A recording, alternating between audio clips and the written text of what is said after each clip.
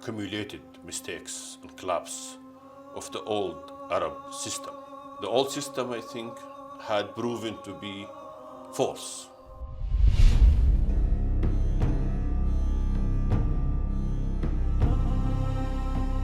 Şu ana kadar ortaya çıkan bilgiler ve deliller Cemal Kaşıkçı'nın vahşi bir cinayete kurban gittiğini gösteriyor.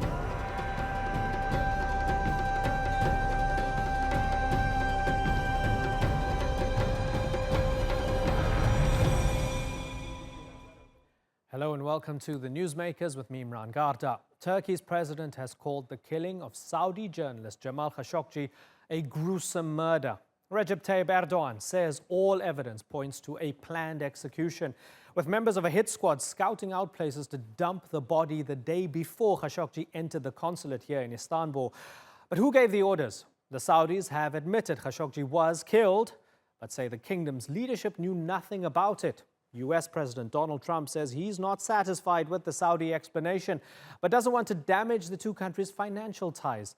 But Riyadh is facing repercussions from global companies and governments, with many high-profile names having pulled out of an investment conference that's now underway. So, how should the world react? And will those responsible be held to account? Randolph Nogel reports.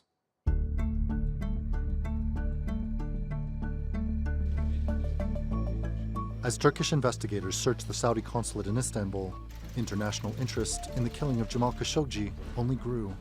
New details trickled out, often leaked by Turkish officials to American or Turkish media, and then reported by news outlets around the world. This new footage shows the incredible extent. Turkish officials have reportedly obtained from Turkish sources that have been speaking to us. The intrigue came to a crescendo when Turkish President Recep Tayyip Erdogan revealed what investigators found.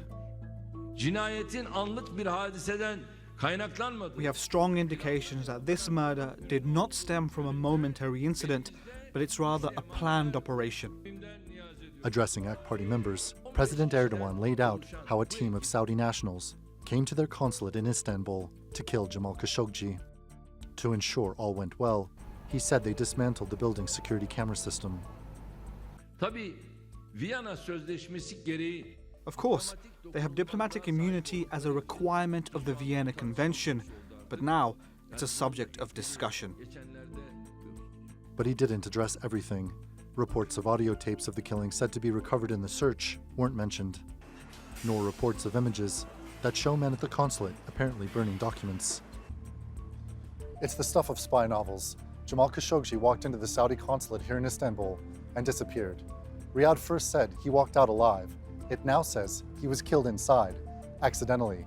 But now leaked footage appears to show a Saudi agent leaving this building wearing a fake beard and Khashoggi's clothes, something which further suggests Khashoggi's death was no accident. The question now will be whether the evidence will directly implicate Crown Prince Mohammed bin Salman. One of the 15 men Turkey has identified as suspects was a frequent companion of the Crown Prince. 3 others are linked to his personal security detail. Seen as the most influential man in Saudi Arabia, Crown Prince Mohammed has eased social restrictions in the kingdom, while also heading up a crackdown on rivals and critics. Mohammed bin Salman, that crown prince, then will affect negatively his post most probably, despite the fact that his father is supporting him. But this does not mean that he will keep the power. And then this will also, let's say, lead to some disturbances, let's say some tensions within Saudi family.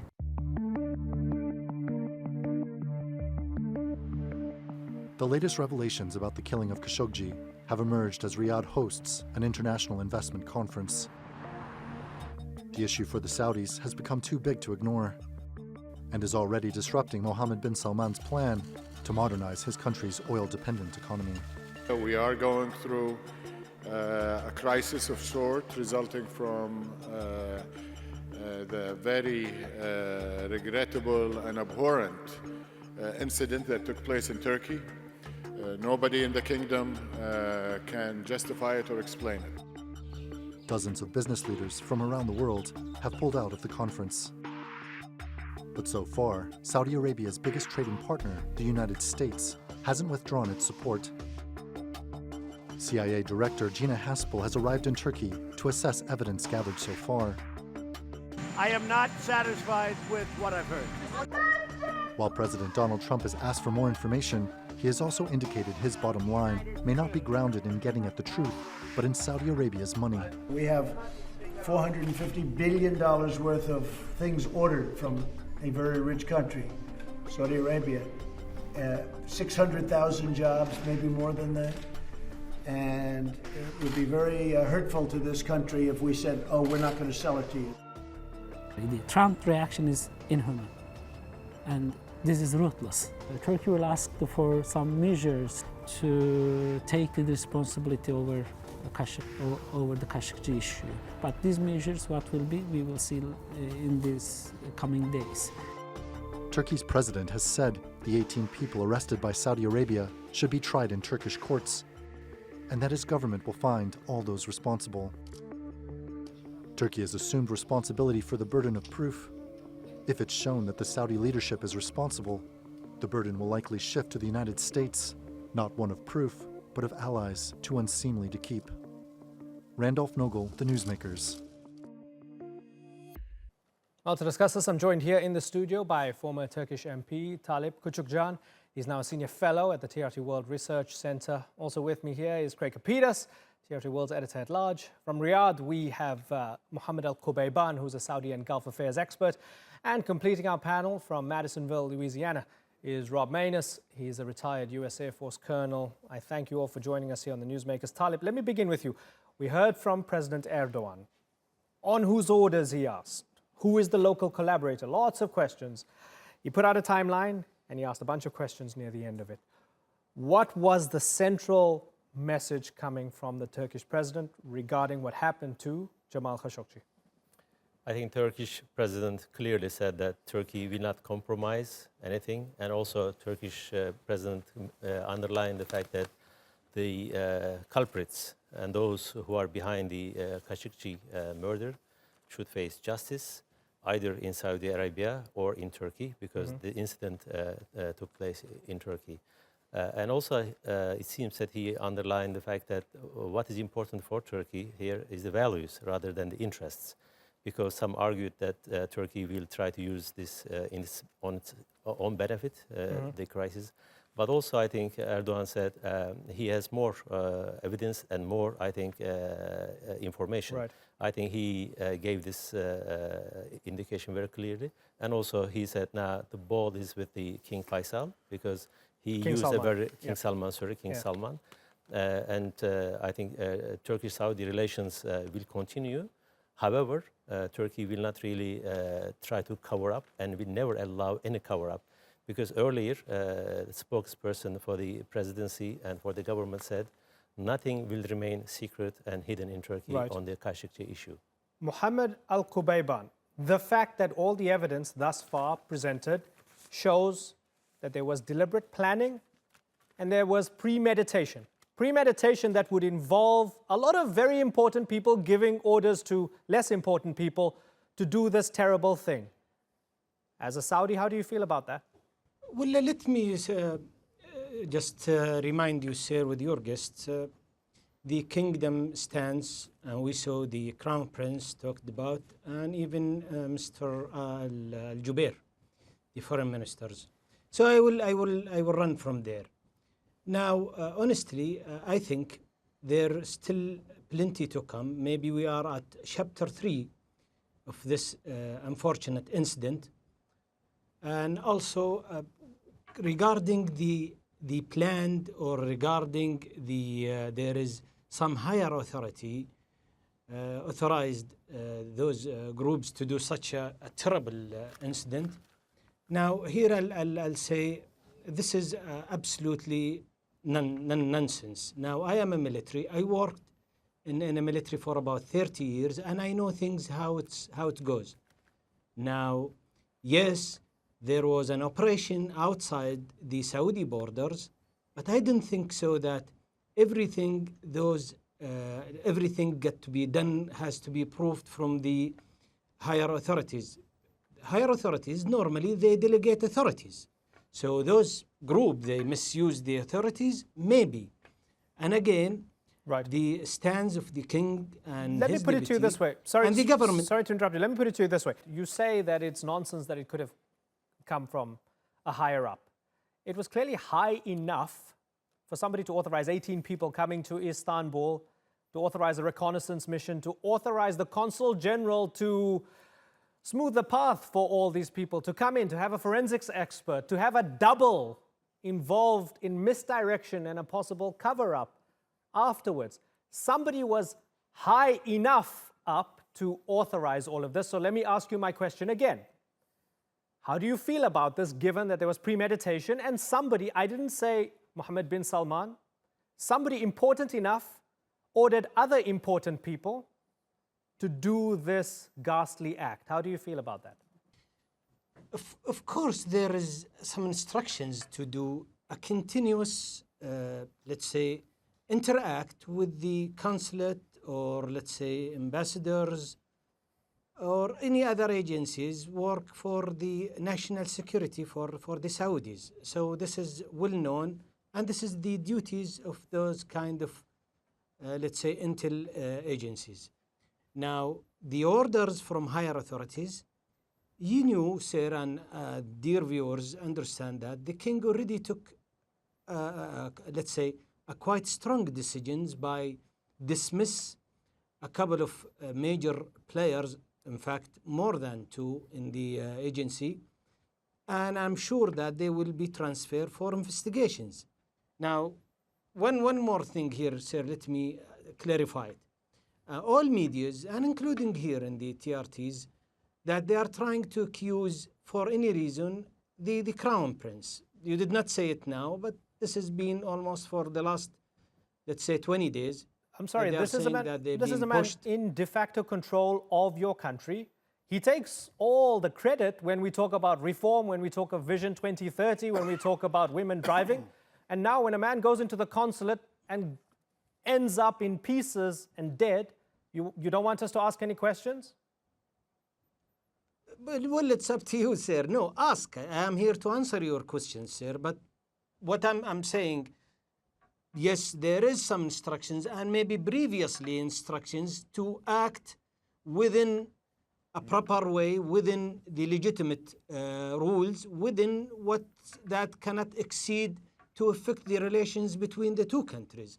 Now, if we look at Mr. Khashoggi, God Allah yarhamah, that he did not do that much effect to the Saudis government. He was trying to show his opinion. So I don't see him a threat toward the Saudis. But as the Saudi story saying, or the official people saying, yes, there was a different talk from the beginning till almost a few days ago, and then the kingdom recognized it. And even though that, what I'm saying is, we are still under investigations. Okay. What happened today? Okay. No, just let me elaborate in a few more important things here.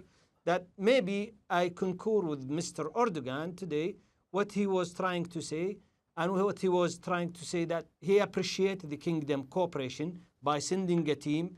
There was some difficulty to get along due to the, let's say, it's sensitive issues, and that's how it's happened if it's happened in a crime, especially if it's overseas or outside the borders. Okay. Now, I want to bring in Colonel Rob Mayness. Craig, I'm going to come to you in a moment. Colonel, are we seeing the Trump administration essentially buying time until there's a justification that's palatable enough for the Trump administration to slap the Saudis on the wrist but keep all the relations? Is that what we're seeing politically happening here?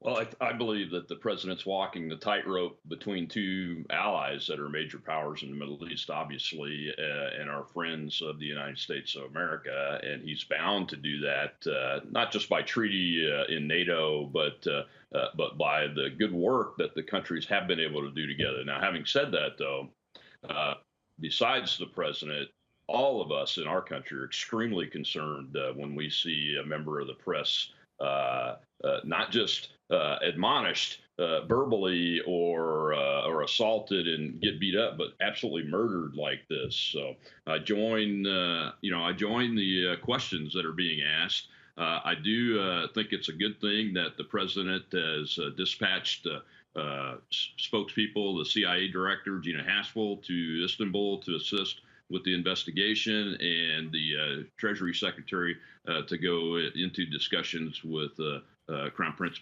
Mohammed and the King. But it's very important that the Saudis get to the bottom of this issue and come clean, as it were. But you know, I also join with my fellow retired military officer in Saudi Arabia. We've served for over 30 years, both of us. I heard him say, and we understand how things work in the massive bureaucracy of the intelligence community, the military community, and the foreign policy and foreign service communities in both of our countries. So I can't imagine yet, based on the evidence we've seen and the comments we've seen, that the prince would have given or has been really accused of giving a direct order to kill Mr. Khashoggi. I don't believe yet that I've seen enough to where I could come on to that, and certainly President Trump is not. And he's trying to walk that tightrope. Okay.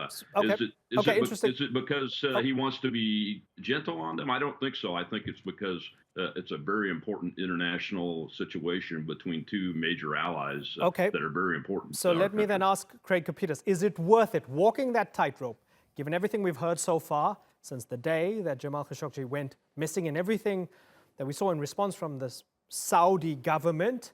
Is it worth the US giving them the benefit of the doubt? Is Saudi Arabia that important to the United States and to the world? Will no one rid me of this meddlesome priest, is what Henry II said.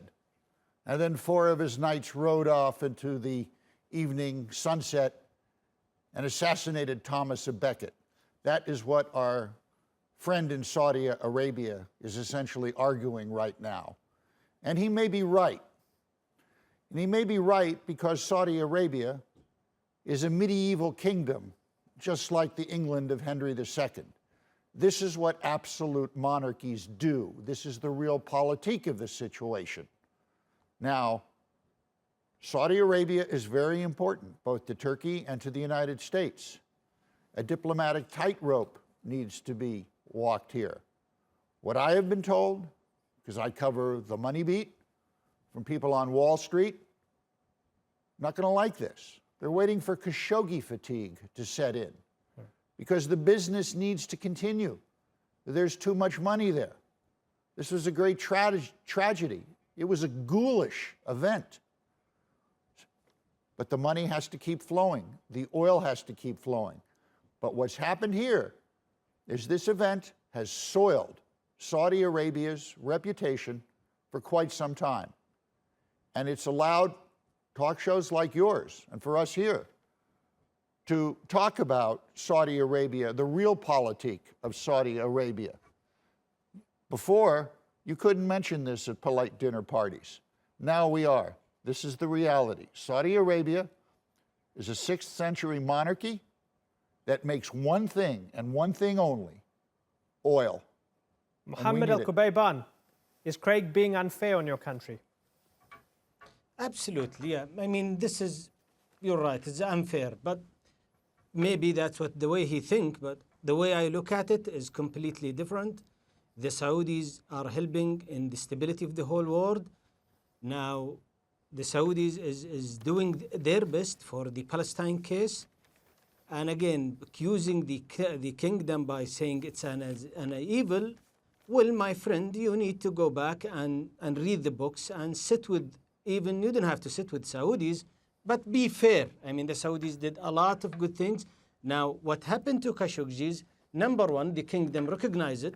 Right away, the king took decisions, fired many people, investigated 18 or detained 18 people, right away contacted the Mr. Erdogan. So let's not mix whatever inside his mind, our guest, our dear guest from there, and whatever, and the case right now. So let's separate the two cases and let's talk about Khashoggi. Now, if in his mind that the Saudis using the money or the power to force their policy outside, I think that's all people are doing this, and we are doing it in a favor of the stability of the whole world. Now, what's happening, for the case, for Khashoggi case, let's wait for more investigations. Okay, I want to bring this case is real critical. Okay, But, it is critical. Just one message for my colleagues over there. Please, let's not mix things. Let's focus in this. Okay, but for them, they're providing a context within which Saudi wields its power and the long rope that others give the Saudis after something happens. That's the context for them. You disagree. Talib, let me bring you in here. There was an interesting little detail regarding President Erdogan's speech in Ankara. He was referring to King Salman directly, but he was avoiding talking about Mohammed bin Salman. Tell me why. Well, first of all, President Erdogan's counterpart is King Salman, not the Crown Prince. It doesn't mean that Crown Prince does not have any influence. But I think from a diplomatic perspective, I think that was the right, let's say, contact point. But let me begin with the importance of Saudi Arabia for the region, for the US, especially for the US, because we see in the US that there are some conflicting statements coming by the US authorities. For the US, Saudi Arabia is an anchor state, actually, to confine Iran, to provide security for the Israel, and also for the oil and for the arms sales that nobody is trying to mention. Therefore, it seems that the US government is really going soft on this issue. Otherwise, there would have been much stronger, I think, reaction. Therefore, I think Turkish government is now pressing King Salman and the Saudi authorities that there should be more transparency. Whether that is possible or not, of course, we have to discuss. We are talking about a kingdom, we are talking about a monarchy. In such a state, whether there could be any transparency. But we also know that the nature of that state is that there is a monarchy, there is a very strong hierarchical structure. And within that structure, it is quite unlikely that somebody will take an opportunity or will take, let's say, will grab some kind of power to continue to operate in such a way. Therefore, it is very unlikely that without the knowledge of top authorities in Saudi Arabia, it is very difficult either the chief of intelligence or chief of military or chief of some other organization to dispatch 15 or 18 people to Turkey, a friendly ally. That is also an important. Right. This is something that the Turks also criticizing why that incident takes place in Turkey. What is the choice that the Khashoggi was actually somehow directed to Turkey? He could have got these papers anywhere else in the whole world. Therefore, I think it is on the Saudis' shoulders the responsibility to provide credible information, because Turkey until now has really fulfilled its obligations. Now, there are two things going on in Turkey. On the one hand, Turkey and Saudi Arabia are cooperating. There's a team. But also, let me remind you that the Turkish prosecutors are also continuing their own investigation. As I said, I think by the time everything will come out President Erdogan wants justice in Istanbul. He wants those guys back here. I mean, if that ever happens, it would be spectacular. Craig, you began with Shakespeare. Let me give you, I guess, Julius Caesar here. Might there be rumblings within the royal family now and an element of uncertainty within the royal family, given what's happened? Let's get back to realpolitik. It is no secret that global leaders would like to see the young princeling removed from power. Which global leaders? You've heard it from U.S. senators like Lindsey Graham.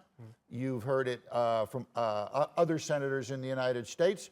I've heard rumblings from France. I've heard rumblings from here privately. I've heard it from Germany. Private rumblings. Why do they want to get rid of him? Because they think he's a child and they don't want an important country, as you pointed out, like Saudi Arabia, being run by this guy for the next 30 to 40 years. It's too important a country. Well, let's stop here. No, please, let's stop here. I mean, okay, come in. There is. I mean, please, my friend, he's in the studio. Let's not talk about this matter or this manner with the people in charge. Now, Prince Mohammed, he is representing the kingdom. He's been appointed by the king. All people in Saudi Arabia agreed with him, so we all went there and we did bay'ah.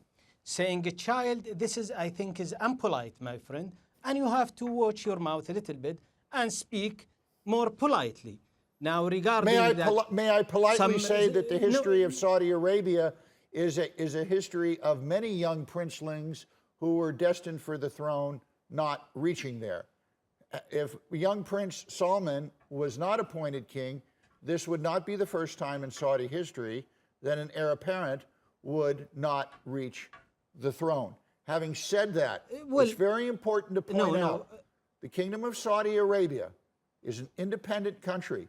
It has a right to do whatever it wants to do within its borders. What it's done here is it's exported. It's medievalism. So why you are mixing? Why you are mixing the internal issues and the outside issues? Now, you just talked about there is some people outside, they are willing to remove Mohammed bin Salman as a crown prince. Who are they? The Senate's back in the news, even they are from the Democratic Party or from the Republic. This is their opinion. And though, let's not forget what they said, that they said the Prince Mohammed is playing a big role in standing against Iran and also helping in the security of the, let's say, the oil and the economic in the whole world. But throwing a word like this and you're trying to accuse people with unpolite, I'm not going to accept it. And if this is going to continue, I will pull off this. Well, there's no need for that. We've got a couple minutes left. There's no need for that. And he's also said that there are others who consider him a child. So he was attributing it. Be that as it may, Mohammed, I thank you for sticking around. Colonel Rob Manus, let me throw you a slight hypothetical. There's a lot of evidence so far that shows that this was a premeditated killing, and he was clearly killed. Khashoggi was killed by members of the Saudi apparatus, right? If we have clear evidence that the order came from the very top, this is the hypothetical part of the question. If it came from the very top, what does the United States do? Does Mohammed bin Salman go from the reformer that Tom Friedman liked to Saddam Hussein in 30 seconds? Or is the U.S. in a quandary? What happens? Oh, I don't think the U.S. is in a quandary. First of all, let's talk about the evidence. Look, President Erdogan and the Turkish government have put out statements, and they've talked about evidence, but we haven't actually seen the evidence they've talked about. Many of us here in the United States want to see the evidence. We believe in trust but verify. I understand both of these nations are our allies, so we want to do that. But one of the things that really needs to be addressed, though, is Prince Mohammed the individual that gave the order to kill Mr. Khashoggi? And it doesn't make any sense to me because Khashoggi was complimentary on reforms, but critical of the prince for his direct activities. So we have this dichotomy here that doesn't make any sense to me when I put myself in the position of the prince. Although I'm quite older, apparently, as Craig said, I would think that this man that I'm looking at, if I'm going to give an order to go murder him on another country's soil, albeit he's in my own consulate, so that's technically Saudi Arabian soil, the way I understand international law. But nevertheless, to go do that, why would I do that if he is an outside journalist or columnist writing for a publication like the Washington Post that's actually praising the reforms, but not necessarily praising my activities and my actions that are going along with those reforms. Okay. So, okay. I'm troubled by Fair that. enough. And I mean, you can be troubled by that, but then again, also sometimes you have to kind of park off motive when evidence becomes so incontrovertible that it actually happened. I mean, we sit and we discuss this with Syria all the time. We go, if Assad's winning the war, why is he barrel bombing his people all the time? It doesn't make sense, but he's doing it. And that's the evidence, right? And we've got to deal with it. That's the real world. But again, we need to see the evidence. If the Turkish government has an audio recording, then let's get that out there. At least get the transcript out there. And let's put it out so people can make that judgment. Yeah, we've heard that there could be an audio tape. I haven't heard it.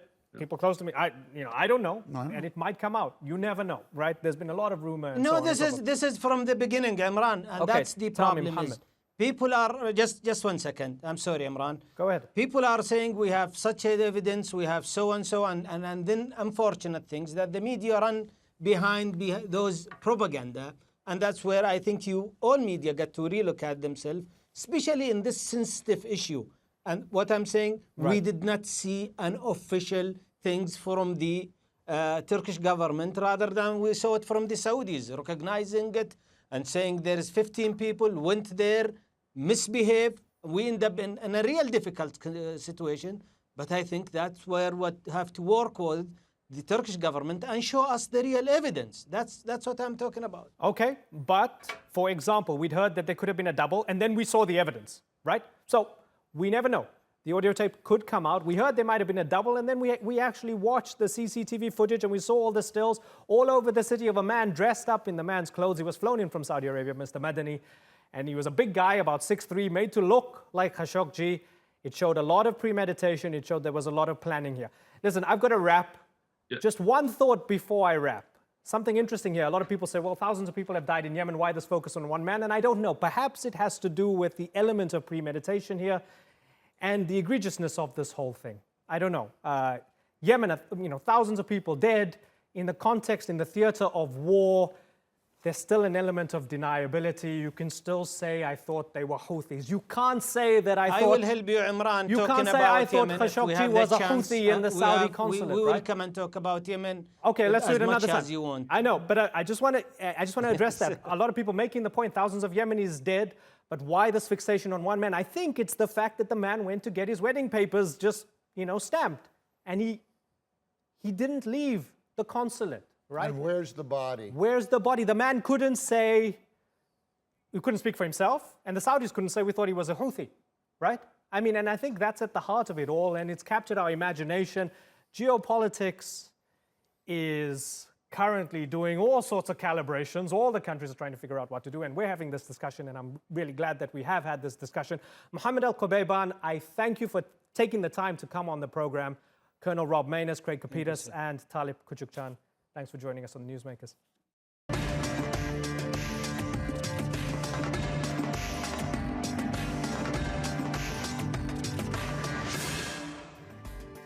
Still to come on the Newsmakers, Facebook is being sued for inflating its video views and not telling anyone. Did the social media giant intentionally mislead advertisers?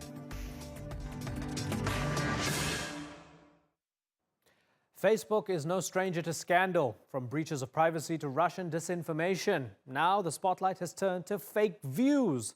A new legal challenge has revealed that Facebook overstated the views for its videos for years. Advertisers claimed Facebook knowingly falsified the statistics to dupe clients into signing up for more video ads. The social network admitted 2 years ago that it had accidentally inflated average viewing times by up to 80% before fixing its algorithm. The company denied it tried to hide its actions from advertisers, but in this latest lawsuit, the plaintiffs argue that Facebook knew the metrics were inflated by up to 900% as far back as 2015. Sandra Gutman has more.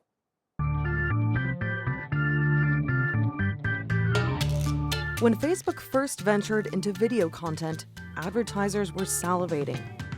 This was the new promised land where videos embedded in users' social media feeds got thousands of views and ads got tons of exposure. Or so they thought. In 2016, Facebook was forced to admit that its algorithm was exaggerating the number of views videos were getting. When Facebook was first sued, the company admitted to finding out about the miscalculation just a few months before, and that viewing times were mistakenly inflated by 60 to 80%. The company apologized, saying, "We recently discovered an error in the way we calculate our video metrics. This error has been fixed, it did not impact billing, and we have notified our partners." But now a new lawsuit by a group of advertisers accuses Facebook of knowing about the errors since 2015 and that its video metrics were actually inflated between 150 to 900%. The group of advertisers say, Facebook did not discover its mistake 1 month before its public announcement. Facebook engineers knew for over a year, and multiple advertisers had reported aberrant results caused by the miscalculation, such as 100% average watch times for their video ads. Yet Facebook did nothing to stop its dissemination of false metrics. Facebook has dismissed claims of fraud or that it was involved in a cover-up, but there have already been consequences.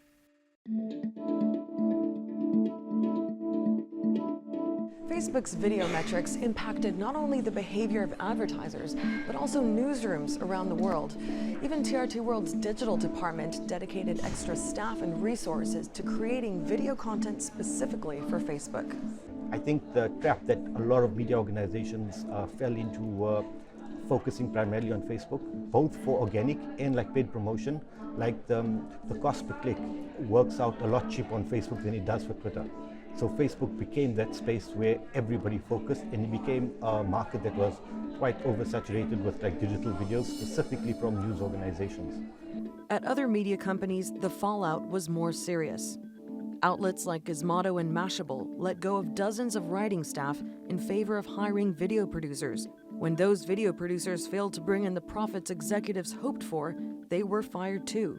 Media companies now seem to be returning their focus to the internet's reigning video platform, YouTube. You could have a view on Facebook where somebody only watches maybe 15 seconds. But and for Facebook, sometimes 15 seconds is actually high. Whereas on YouTube, there's a greater chance that person will watch at least 3 minutes of the video. Even though people chase the numbers, it's more about what's the watch time. Facebook has repeatedly acknowledged that its actions have an impact. So we need to make sure that this never happens again. The scandals over fake news and Russian meddling in the US elections have certainly cost the company. But skeptics are asking whether Facebook should be held more accountable for its role in society, or whether it's up to everyone else to decide how much they can rely on a social media giant. Sandra Gatman, The Newsmakers. Well, joining me now from New York is Raju Sethi. He's a professor of journalism at Columbia University. And we've also got Sood Haider with us in the studio. He's the head of data and insight here at TRT World. Gentlemen, thanks for joining us. Raju, let me begin with you. Facebook inflating those numbers, especially on video views. Was it deliberate and nefarious, or was it a mistake with the algorithm?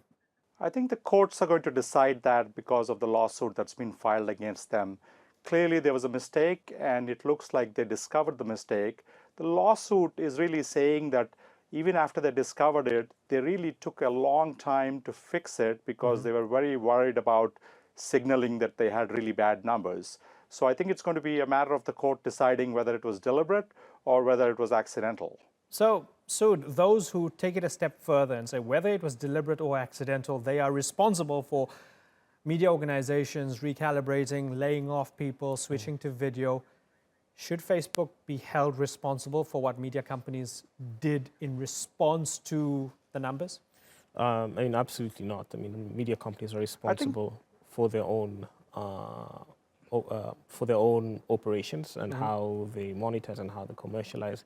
I think putting the blame onto Facebook is a bit of an overreaction. So Facebook may have contributed to misreporting that may have led to certain decisions being made, but ultimately the decision as to how to operate a newsroom and how to allocate resources per se is the responsibility of the media owners and managers. Right. So, Raju, was that naivety from the media organizations, and it's a whole bunch of media organizations, or were they just, dumb and didn't look at the data properly and weren't cautious enough, or should Facebook be held responsible in some way?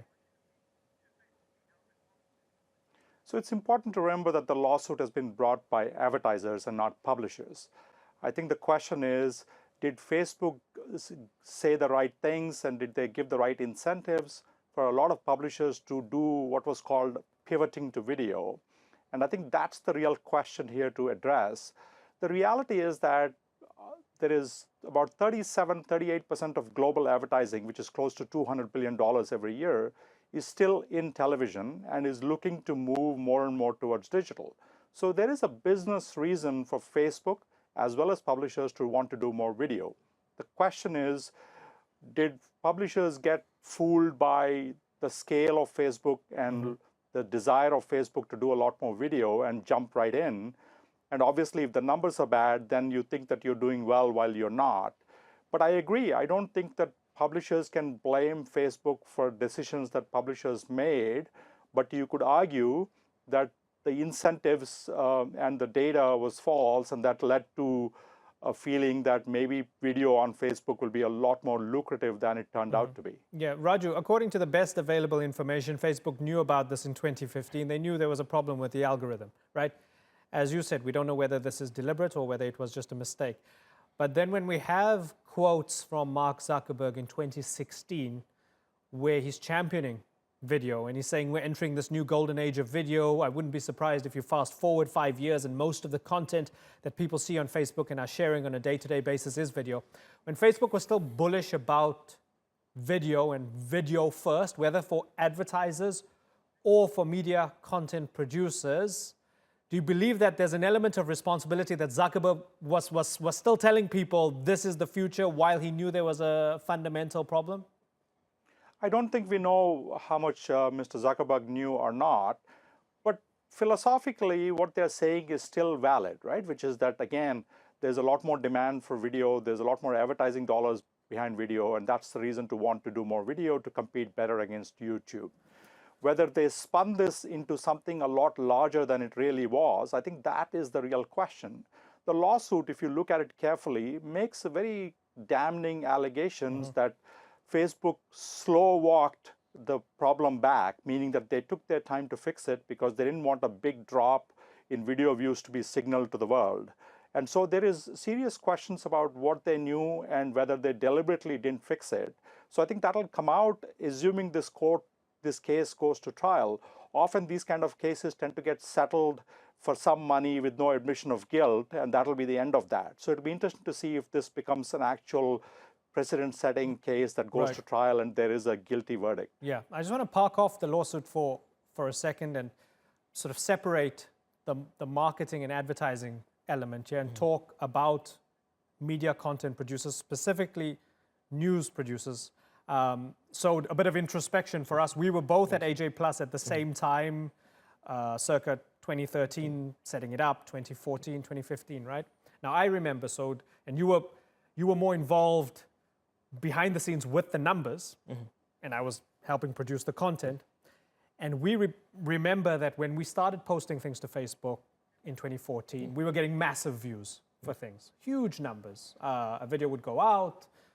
It wasn't unusual for something to get 300, 400,000 views overnight. And then there was a time where it sort of like fell off a cliff in 2015, where suddenly something that was getting 300,000 views is only getting 50,000 views or so, right? I didn't have these conversations with you because we were in different departments. But did you notice that something was wrong? Or did you feel like something weird has changed here with the algorithm? So, I mean, you do notice it with Facebook, and every few or so months, Facebook would change the newsfeed algorithm for whatever reasons, whether it's to improve the product, whether it's they're getting pressure to drown out fake news. They do continuously make changes to the newsfeed algorithm. It's not fixed, and the way the newsfeed algorithm is designed, it's designed to be very dynamic. So you do see these shifts every now and then, and that's pretty much normal in terms of how Facebook operates. It's deliberate by design. These fluctuations are deliberate by design of Facebook. Did we know that the view counts were getting a steroid injection? And then taking that a step further, did we make decisions in terms of hiring, firing, editorial and otherwise based on that? Because there was a push to go Facebook first and to make things more Facebook friendly because Facebook was doing so well. I mean, based on absolutely the numbers, no, but dedicating more resources maybe towards Facebook because it seems that the product seems to be getting more traction than other platforms. Possibly yes, but in terms of hiring or firing, absolutely no. And the reason being is it was a growing platform. At that point in time, AJ Plus was one of the first movers onto the Facebook platform, specifically for the news segment on video. And in digital, the first mover advantage gets you a little bit of more runway, or a lot more runway than competition. So there are lots of factors to consider in that scenario in particular. Yeah. So Raju, when you talk to your students and they would ask you, and maybe I'm just asking you as a teacher here, what's the lesson for media organizations? Because we have Vice, Mike, Vox, Mashable, all of them complaining that Facebook kind of misled them, right? And we're talking a little bit about AJ Plus in those days when the views were much higher, and that might have influenced policy making within an organization. I remember Mark Twain saying something like, I would never read a health magazine because I might die of a misprint, right? Did media organizations show too much trust in Facebook and the numbers? Absolutely, and we've been doing this for several years. I don't know if you remember a company called Upworthy, which became this huge phenomenon of viral stories, positive stories on Facebook, and overnight it disappeared because Facebook changed its algorithm to kind of downplay those kind of stories. I think part of the problem has been a lot of the funding that has come to media companies in the last few years has come from private equity and venture capital. And their success is defined as growth, and growth is defined as page views, video views, unique visits. And the easiest way some of these companies found out that they can goose those numbers was to be on Facebook. To AJ Plus's credit, they really invented or reinvented the social video journalism, right? So I think there was some positive that came out of it. But a lot of the other companies that went in that actually decided that we will go all in into video made strategic choices that turned out to be big mistakes. I think the fundamental failure in the last few years has been to forget the fact that Facebook works for Facebook, that platform doesn't necessarily work for our business models. And I think that's been the failure. I don't think it's a problem of wanting journalists to do more multimedia video. I think readers want to see pictures, readers want to view video, readers want to listen to audio, all of that, and we can provide all of that in digital. The problem is when we think that a platform that has 2 billion people is somehow going to also help with our business model. All it can do is to help with as a marketing vehicle, but nothing more than that. Yeah, and one interesting point here, it's separate, but I feel in terms of housekeeping, it's worth making this point. We tried to get former Facebook employees willing to either criticize or defend the company. All of them said because of fears of litigation, they don't want to even discuss this. And what's interesting is that we've got Saudis willing to discuss the Khashoggi case and all sorts of things on this program, but nobody willing to discuss Facebook on this program. So, chew on that, if you will. What does that say about the power of this kind of Leviathan? As a media organization, Sood, is the lesson that you shouldn't take a kind of windsock approach and just sort of allow yourself to get sucked into the trend of where the views are? You need to even question those big numbers when you see them? For sure, especially if you're in the news business, and you should use the same principles of fact-checking when you're getting data out of these other platforms. So yes, Facebook is big, and it's probably one of the biggest internet properties that is there in the world, and they own multiple other properties, including Instagram, WhatsApp. So it's a beast, and a lot of the internet activists, at least a lot of the open internet activists, had raised this flag early on, 5 years ago, when Facebook was starting to, show signs that it's in it for the long game, saying that Facebook, certain elements of Facebook go against the principles of the open internet, where Facebook is trying to create a sub-internet by itself within the Facebook platform. And the principles of the open internet is for this information and content to be outside and open for everyone. Facebook only opens up its content to Facebook users. And the reason for that is the monetizing per user, and the monetizing in the form of ads. And for media companies and media companies that are in the news business, it's critical for them now to look at to what they use Facebook for. Does it advance their cause? I mean, there's certain parts of this world that you can reach on Facebook or you can't reach on Facebook. So it all depends on the audience and on the product that is being produced, and critical decisions have to be made as to what to put on Facebook and what not to put on Facebook. Right. Raju, broadening it out beyond Facebook, let's just include its sister company, Instagram, let's include Twitter, let's include YouTube. Given all we know about how advertisers can help augment something, whether it comes from a news company or anyone else, you can pay for promoted content. These companies have their own algorithms for pushing stuff to the top and so on. For those people who go onto social media and think that that thing that appears first, or that thing that is the most, that thing that's the ripe apple for me to pick, has come in front of me organically, are they stupid? or what is it? What should they be aware of?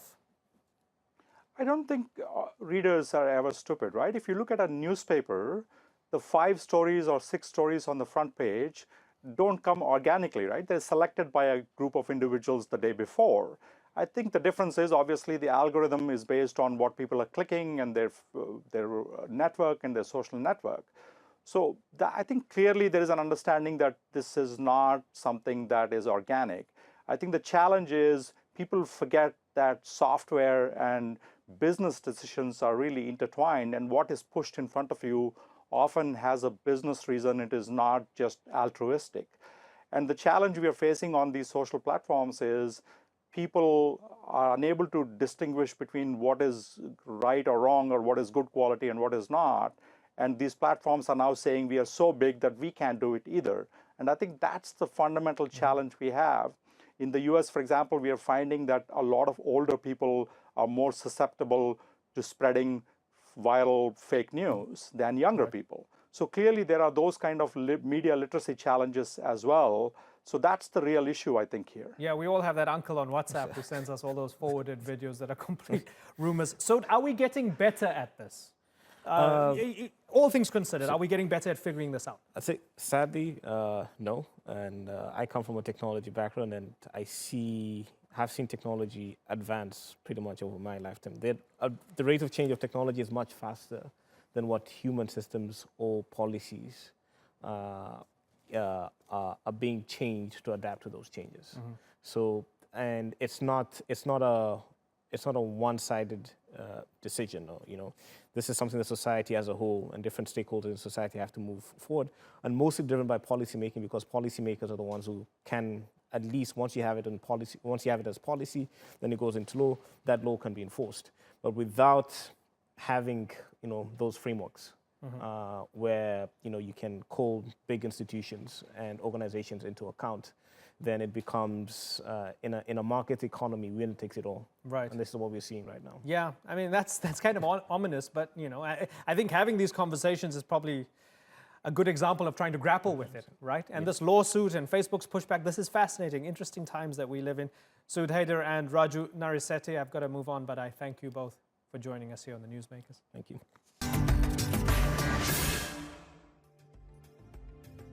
That's all for this edition of the Newsmakers with me, Imran Garda. You can check out more of our stories on YouTube, Facebook and Twitter. Remember to like, follow and subscribe. Next time, it's official. Africa's longest reigning leader, Paul Biya, has won another term. But was Cameroon's election free and fair? Until then, thank you for watching. Bye-bye.